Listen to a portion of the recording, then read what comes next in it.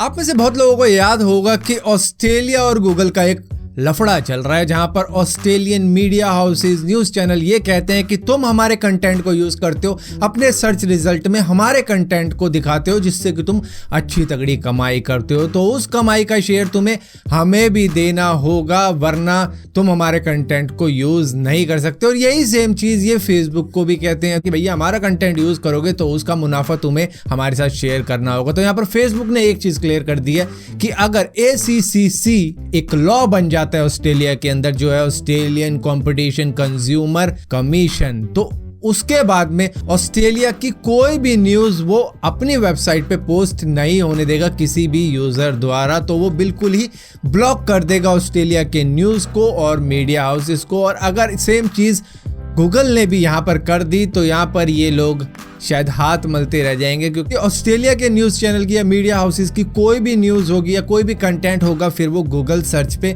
नहीं आने वाला। हालांकि गूगल ने ऐसा कुछ कहा नहीं है, लेकिन मान लो अगर वो भी फेसबुक की तरह कह देते हैं कि हम भी ब्लॉक कर देंगे तुम्हारी कंट्री की सारी न्यूज़ को, सारे कंटेंट को, फिर क्या कर लोगे? फिर तो तुम्हारे व्यूज़ गिर जाएंगे, तुम्हारा ट्रैफिक कम हो जाएगा, उसके बाद तुम क्या करोगे? तो यहाँ पर नुकसान ऑस्ट्रेलिया में रहने वाले लोगों का होगा और इसी के साथ साथ इन्हीं मीडिया हाउसेस का होगा अगर ये ऐसा करते रहे। क्योंकि कहावत है ना कि लातों के भूत बातों से नहीं मानते, तो भैया यही होने वाला है शायद। कैसे जो फ्रॉड होता है, स्कैम होता है, ये शुरू कहीं पे होता है और एक बार चल जाए तो सारी दुनिया में एकदम जंगल में लगी आग की तरह फैल जाता है। जैसे नाइजीरियन स्कैम के बारे में पता होगा, वो इंडिया में भी चलता है, ऑस्ट्रेलिया में भी चलता है, US में भी चलता है, UK में भी चलता है, हर जगह चलता है। और इसी तरीके के कई स्कैम होते हैं जो चलते रहते हैं। अभी आजकल एक पेपल का स्कैम चल रहा है, जहाँ पर एक इनवॉइस भेज दी जाती है कि भैया एक सोल्जर को फंड की ज़रूरत है, आप उसको पैसे पे कर दो। तो इसी तरीके के और भी कई सारे पेपल को यूज कर रहे फ्रॉड्स ने ईमेल भेजे हैं लोगों को कि भैया इतने पे कर दो, किसी सोल्जर को जरूरत है, या फिर किसी कोविड-19 में काम कर रही नर्स को जरूरत है, डॉक्टर को जरूरत है, या फिर किसी भी ऐसे बंदे को जरूरत है जिस पे शायद आपको सिंपैथी आ जाए और आप कह दो कि चलो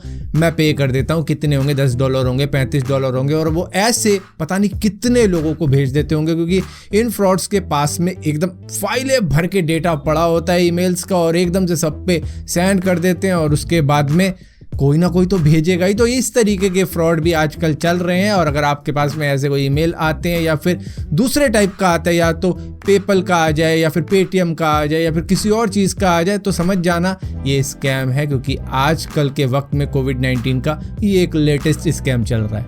और यहाँ पर दोस्तों एक बहुत ही पॉपुलर एंटीवायरस कंपनी है जिसका नाम है कैस्परस्काई, जिन्होंने वार्न किया है इंडियन मिलिट्री को और इसी के साथ साथ इंडियन गवर्नमेंट को कि एक न्यूटोरियस हैकिंग ग्रुप है जिसका नाम है एस्पेनॉज ग्रुप, जो कि टारगेट कर रहा है इंडिया की ही मिलिट्री और गवर्नमेंट डेटा को। यहाँ पर इन्होंने एक ऐसा रैट तैयार किया है जो कि एडवांस रैट है पहले के मुकाबले। रैट का मतलब होता है रिमोट एक्सेस ट्रोजन, जो किसी तरीके से इनके कंप्यूटर में डालने की कोशिश की जाएगी, जिसके बाद में मालूम भी नहीं चलेगा कि इसका एक्सेस किसी और को मिल चुका है, जिसका नाम इन्होंने रखा है क्रिम्सन। दरअसल इसको ईमेल के जरिए किसी को भी भेजा जा सकता है और उसके बाद में जैसे ही बंदा डाउनलोड करेगा इसको तो ये उसके कंप्यूटर में घुस जाएगी और उसके बाद में एक्सेस मिल जाएगी उन हैकरों को उस कंप्यूटर की। दरअसल इसको MS ऑफिस की किसी भी डॉक्यूमेंट में अटैच किया जा सकता है, जिसके बाद में आप उसे ईमेल में रखोगे, बंदा डाउनलोड करेगा और डाउनलोड करने के बाद में ओपन करते ही खेल वहीं खत्म हो जाता है। इसके बाद में इसका एक्सेस मिल जाता है हैकर को, तो यहाँ पर पता भी नहीं लगेगा कि कोई और आपका कंप्यूटर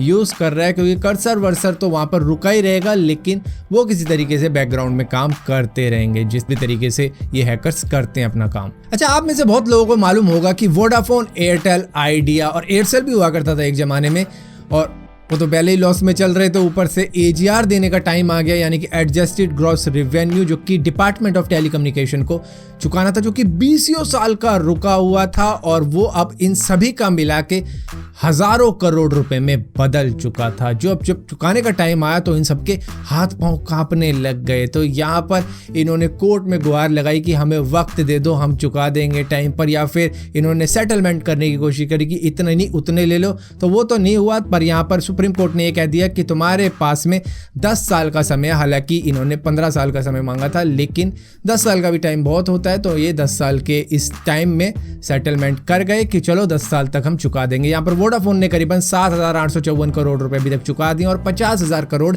अभी भी चुकाने हैं। एयरटेल ने 18,000 करोड़ चुका दिए और 25 करोड़ अब भी चुकाने। और इसी के साथ साथ आपको याद होगा इनके सुनील मित्तल जी ने कहा था कि भैया 160 रुपए में 16 GB डेटा चाहिए भैया इंडिया वालों को, ये तो हमारे लिए सस्टेनेबल ही नहीं है।